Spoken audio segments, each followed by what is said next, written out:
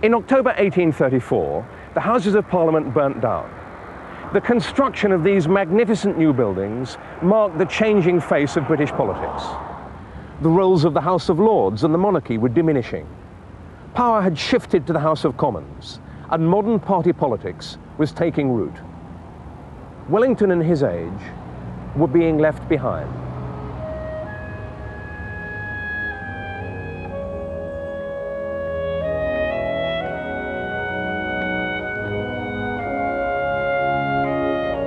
After nearly 20 years in politics, Wellington had learned from his experiences.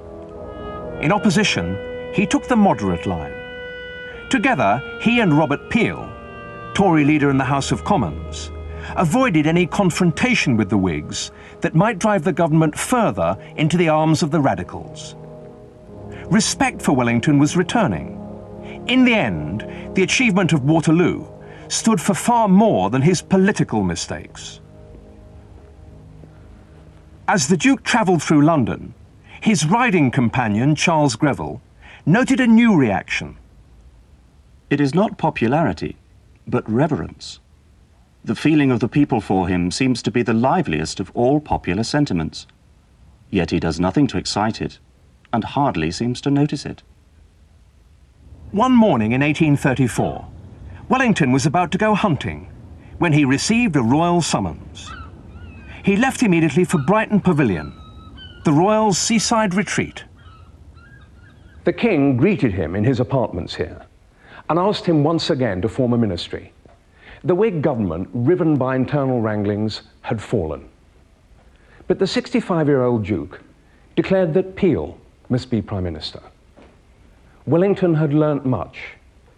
Perhaps he believed that the changed political climate demanded a leader in the House of Commons, not the House of Lords.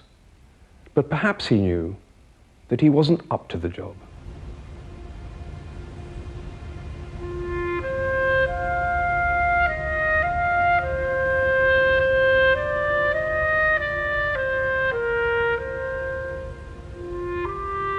Wellington was becoming less involved in politics and spending more time here at Walmer Castle, where as Lord Warden of the Cinque Ports, he had an official residence.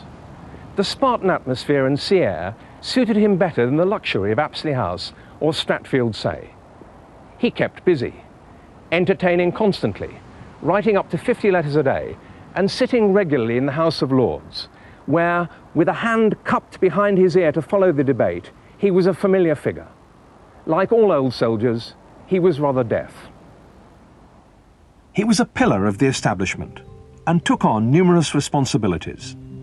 He was Chancellor of Oxford University, Constable of the Tower, Lord Lieutenant of Hampshire, and became a father figure to the young Queen Victoria. In 1842, Wellington was also appointed Commander-in-Chief of the Army. He was still a significant political figure, and by now, he'd learnt to bend with the wind. The pressure of popular unrest was once again building.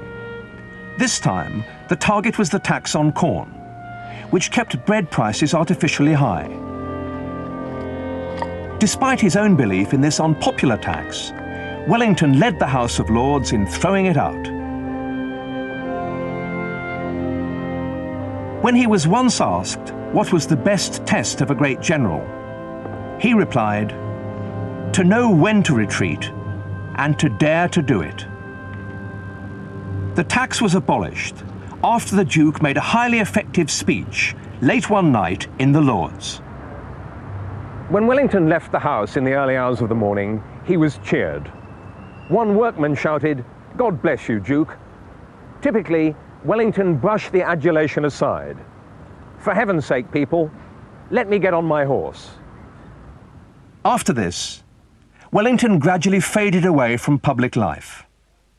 He was still having his portrait painted, and even sat for one of the early photographers. But Wellington had had enough of the adulation. I am really tired out, and must request to be allowed to seek some repose. All that I desire is to be left alone in peace.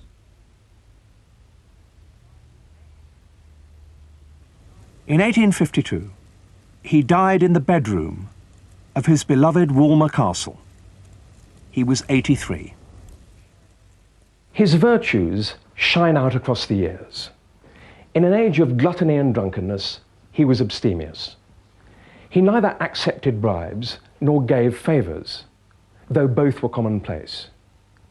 He always put his country above himself. When he led from the front, it was clear that his own life was worth no more than that of the humblest private soldier. Even his enemies couldn't deny his profound sense of honour and duty. I see little reflection of his transparent honesty or utter unselfishness in modern British politics.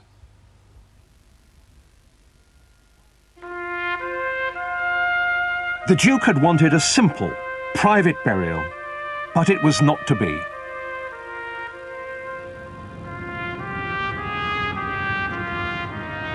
Instead, he was given a lavish funeral here at St. Paul's. His coffin was borne on an enormous 18-ton funeral carriage, pulled by 8 horses. 1 million people lined the streets. When the carriage got stuck on a hill on the route up, sailors were quickly summoned to help push it the rest of the way. Sailors have been in attendance to the funeral carriage at state funerals ever since. The procession entered the cathedral through the Great West Door. Today, perhaps 2,500 people would be allowed to attend such an occasion. On that day, 13,000 mourners were packed in here. After the service, a long and sonorous list of the Duke's many titles and honours was read out. Then his staff of office was snapped in two and thrown into the grave. Many people wept openly, aware that for once, cliché was reality.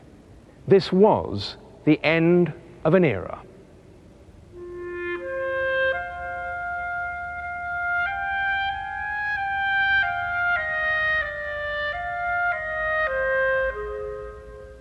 Wellington was a child of the 18th century, when power was closely linked to birth, and the country still dominated the town. But he was buried amidst the smoke of an accomplished industrial revolution, in the capital of a nation firmly set on the long slog to parliamentary democracy. He was sometimes stubborn or short-sighted, but like his memorial, he was built on a grand scale. Wellington was indeed a great man.